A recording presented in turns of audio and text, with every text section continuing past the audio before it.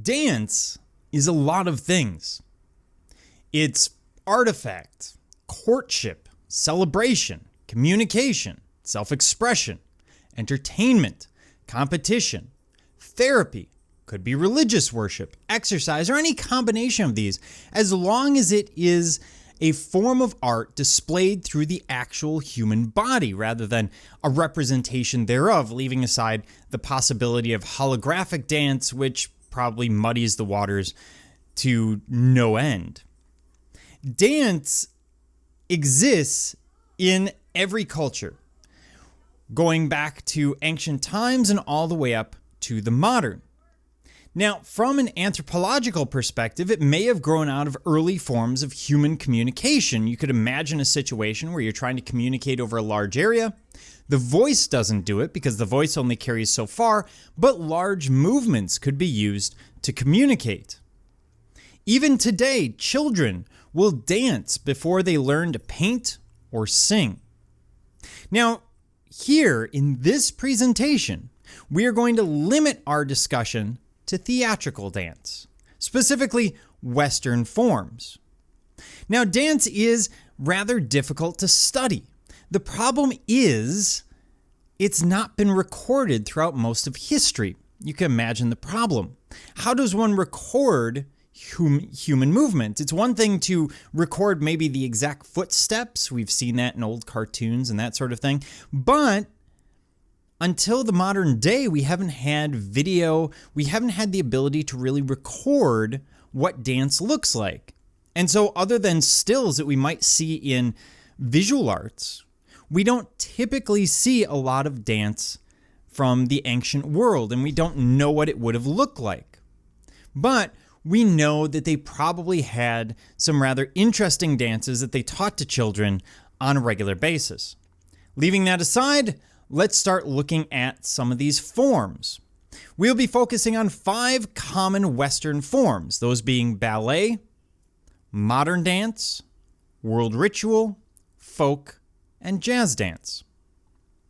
Ballet is going to be comprised of classical or formal dance resting on a set of prescribed movements.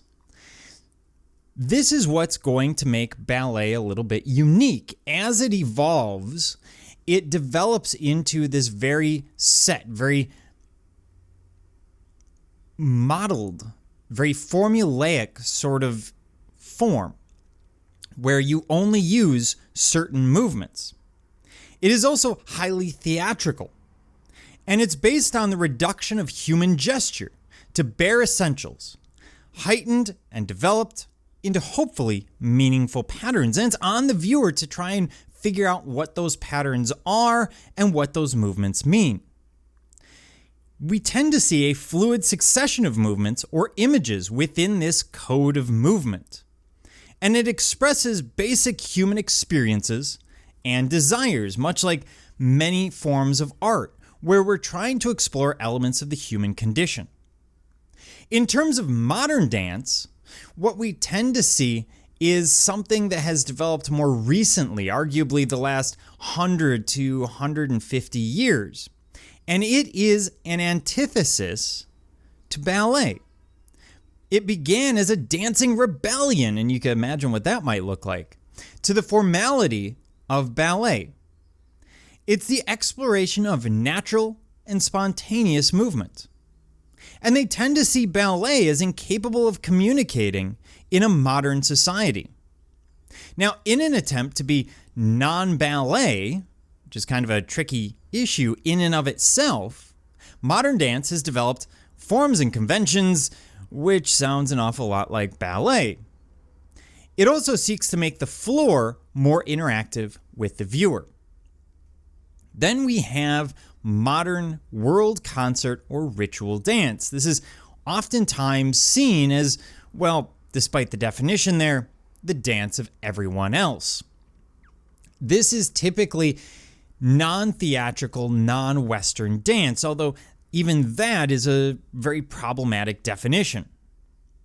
It is an overarching term, very undefinable, basically looking at everything else It could be ritualistic, it could be entertainment, it could be any number of different things. Some of these dances will serve a specific purpose. Maybe passing mores from generation to generation, maybe coming of age ceremonies, maybe something along the lines of passing on taboos. There's a lot of different possibilities. And in fact, many people will go on for paragraphs trying to define it, and really it boils down to non-theatrical, non-Western dance and some Western examples. We also have folk dance. Now, there's a difference between folk dance and ritual dance. Folk dance tends to be the sort of thing where people get involved. The audience itself is meant to get involved. Whereas when we get into ritual dance, that's not necessarily the case, but there is crossover, so this is a very muddy area. Now, this is a body of group dances performed to traditional music. Generally, we don't know the original artist. We don't know who wrote the Hokey Pokey, for example. And we see that it incorporates prescribed movements and rhythms that have been passed down. These are the dances that anyone can do, that we've learned from a young age.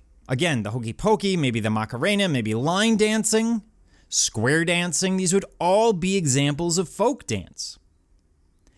These will oftentimes have been formalized. There's specific ways that you're supposed to move, specific elements that must be part of it. And the idea here is to involve the participants more than existing for an audience. So in other words, you want everyone to be involved. You want the audience to also be participants in the dance. What this does is it develops an individual sense of participation in the larger society. It brings us together as a group. It serves a specific purpose. We also have jazz dance, which arguably is any dance with jazz hands, but leaving that aside. It actually comes out of African American vernacular styles of dance that would arise with jazz music. The origins would be in West Africa primarily. And then these ideas are going to be brought over with slaves that are brought into North America. The slaves would have used dance and song to pass on culture. This was taken up by other communities and eventually becomes jazz dance as we know it today. And jazz dance really does cover sort of across the cultural spectrum. We don't see only African American jazz dancers. We actually see it across the social spectrum, once again, and has become a style of movement lacking precise definition. That's part of the beauty of it. You're seeing a dance form that's actually evolving over time as we watch it, rather than ballet, for example, which really has kind of set its goals, its models for what it will be. Jazz dance is seen as a vital theatrical dance rooted in jazz and African heritage, generally featuring elements of improvisation and syncopation. Now, when we deal with dance, we have to discuss choreography. Dance is ultimately an art of time and space, and so we must have dancers, we must have space, and we must have movement. Choreography refers to planning those movements, setting it up for the stage, in this case because we're dealing with theatrical dance. The focus in dance is on composition, very much like a painting, and the elements of music, even if none is present. Because dance in and of itself will create sound, which arguably is music. So there's a lot of ways to look at it. If we focus first on formalized movement, then we'll notice that all movements in dance will stem at some level in the West from ballet, and that there are 5 key movements in ballet. These are known as the 5 positions, not these 5 positions, but these 5 positions. From these, we see a number of variations, such as demi-hauteur, which I may or may not be horribly mispronouncing. Much of the excitement of ballet comes from the physical strain and skill of the dancers. These dancers are doing things that would seem humanly impossible, standing on point for long periods of time. And the idea of being on point actually is meant to give a certain grace, a certain element of the impossible to these dances, especially in more modern times. When you dance on point, it gives the illusion of lacking gravity, as if one is floating across the stage.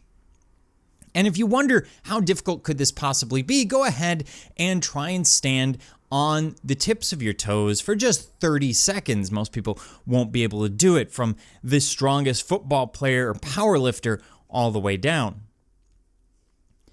Other forms, such as world dance and folk dance, have similarly formalized movements. We also see, for example, Irish dance, which is set entirely within a strict convention of costume, movement, and step. We also need to deal with line, form, and repetition. Line, form, and repetition apply here just like in a painting or a sculpture. We can analyze the body and the form of a dancer at any moment as we do a sculpture. So you could imagine looking at the stage and almost imagine taking a snapshot and reading the composition as those body forms lay out. They give us a message, hopefully. They communicate an idea to us. Therefore, dance is seen at two levels. One as pictorial communication, employing the symbols, in this case in the form of the dancer's body. But we can also see it as a design of transition with movement between these poses.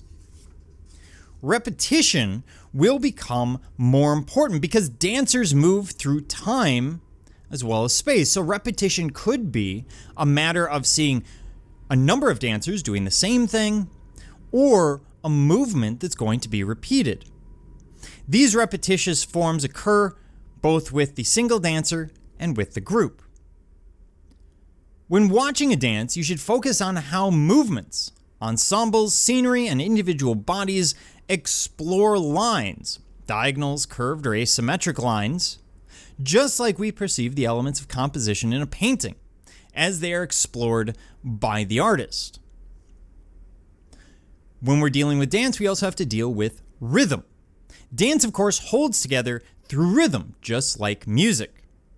And in dance, rhythm can come from two places. It can come from spatial arrangements and through movements in space. So, for example, a repetitious movement might give a sense of rhythm. Or having a group of dancers moving in time, just their position on stage can give us a sense of rhythm. Sometimes you will see something even more obvious. For example, people in different costumes lined up, and we see that sense of visual rhythm just through what we see on stage. In dance, we also deal with mime and pantomime. Now, mimetic movements, or mimed movements, suggest the movement of people or animals. This is simple movement. For example, drinking a glass of water and acting it out instead of actually doing it. We also have pantomime, which is basically when the dancer portrays a specific character or in a theatrical sense. So the difference is, if they are doing something just to do it, then it's going to be mime. If they're doing it because it's an element of their character or it's to portray their character, for example here, a nutcracker, then it's going to be pantomime. This may also be used to carry forward a story or to provide clarity. Theme, image, and storyline are going to be key to dance. We must look at how a dance communicates its ideas. So, we start with narrative. Here, this is your basic story. Any narrative is giving you some form of story, whether it's in the form of a dream or perhaps in the form of a fantasy or any number of other ideas. But this is your simple A to B story. You could also have a dance which is abstract. This is a theme without a story, exploring an idea of, for example, love, death, or time. Finally, we have dance with no narrative or abstract communication. This is usually an exploration of the human form and human movement. It tends to be a little more abstract, but there's not a common theme that they're trying to get across.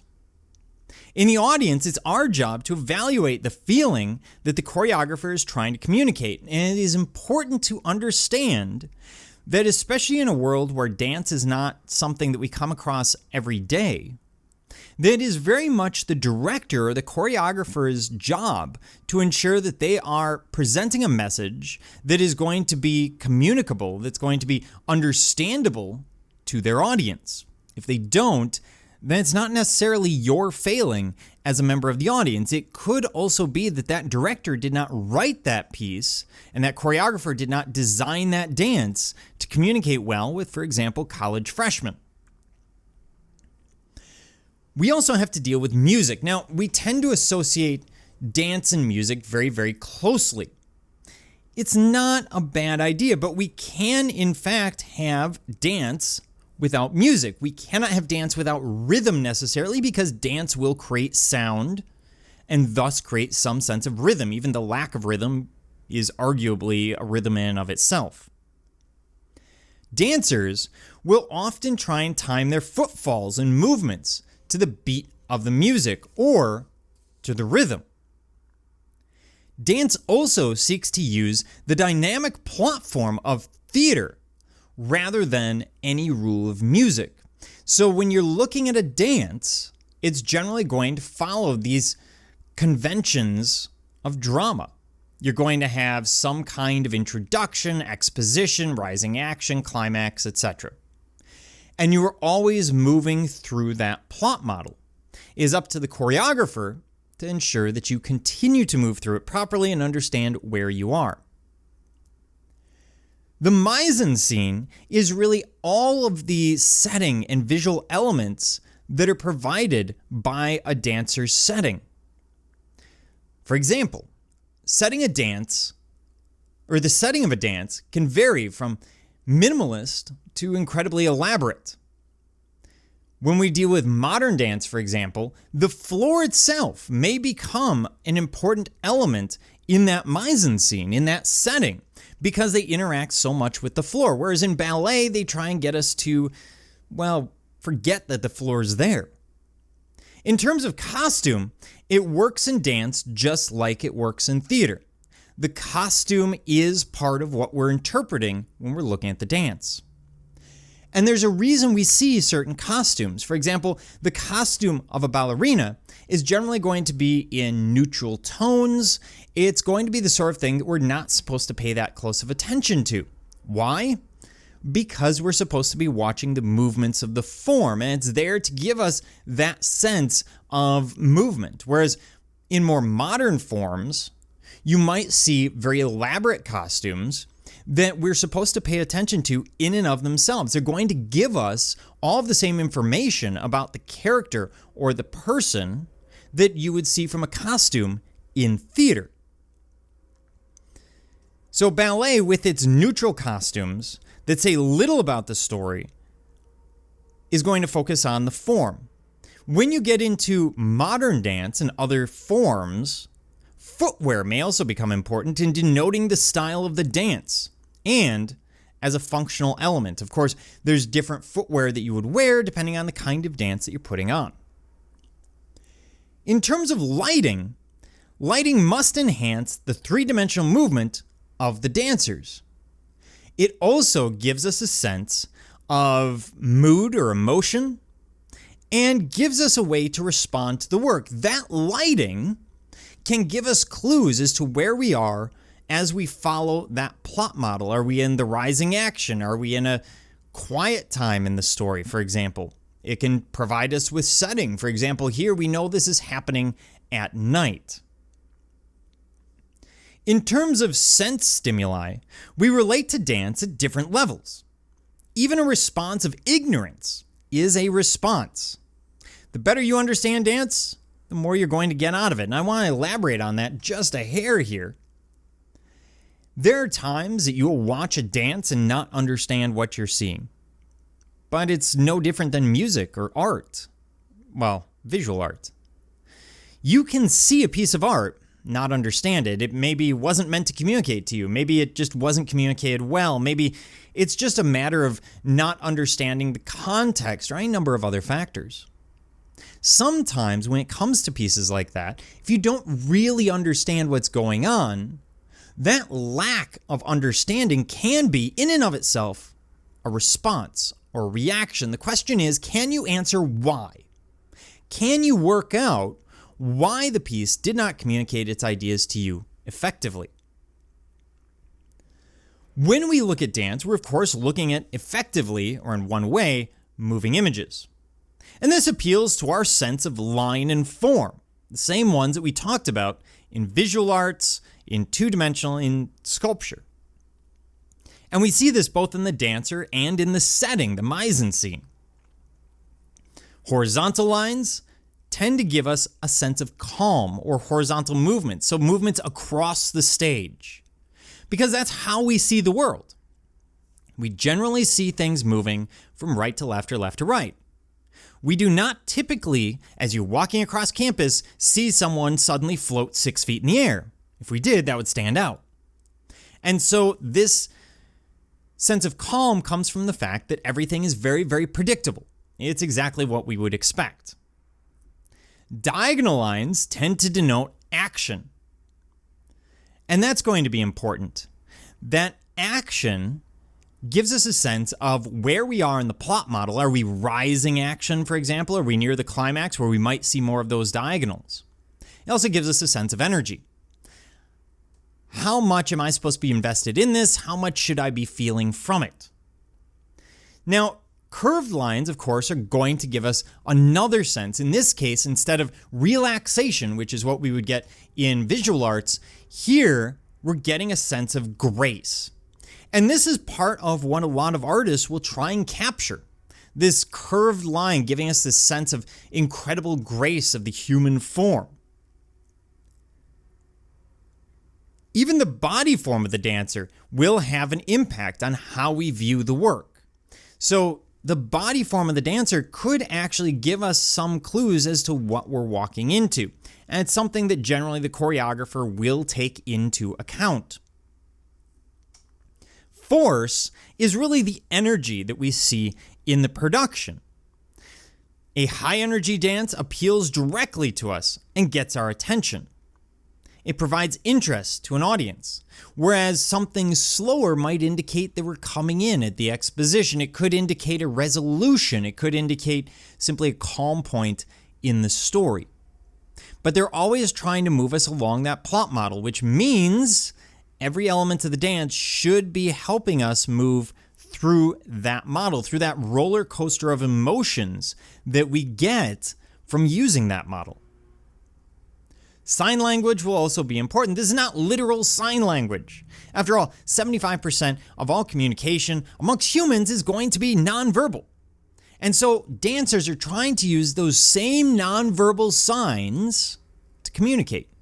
If you sit back and you watch what's going on, you should get an idea.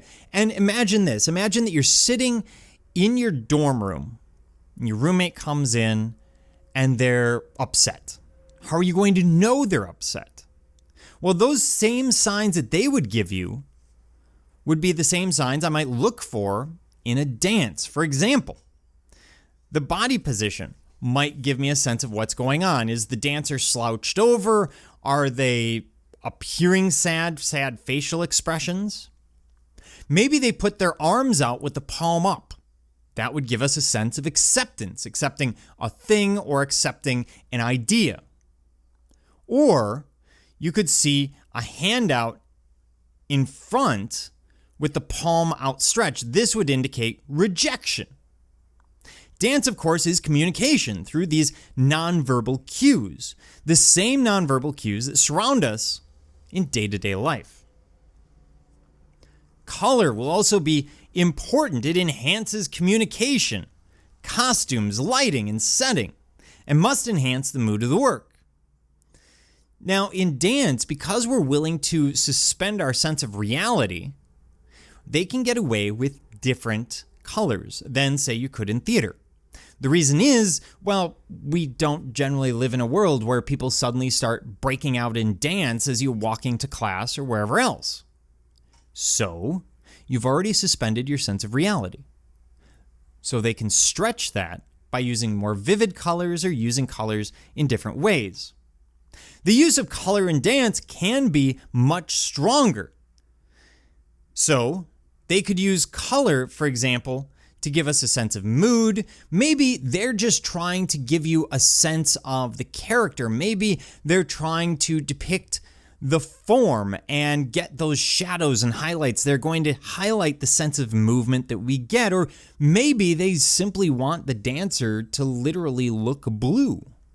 And they can do that without being concerned that we're going to look at that dancer and think of them as Smurfs. Scene designers will use color to enhance the form of the dancers through contrast, but also through silhouette. We see a lot of silhouette in dance, and this tends to take us away from the particulars of the body and focus us on the larger movements, since silhouette is not going to play up or focus us on small, fine movements, but rather on these larger movements that we tend to see. For example, the movement of an arm or a leg. So when we look at dance, we need to look at as, well, in this case, in theatrical dance, a form of theatrical communication using nonverbal cues and ideas of composition that we take from two-dimensional and three-dimensional art, add a sense of rhythm, sometimes music to it, and we get a whole different form. A form that many people are going to feel really strange about. It's not a form that we come across all the time. In fact, you may have only gone to one or two theatrical dances in your entire life. But that doesn't mean that we can't start you down the road of understanding what you're viewing when you go to a dance event.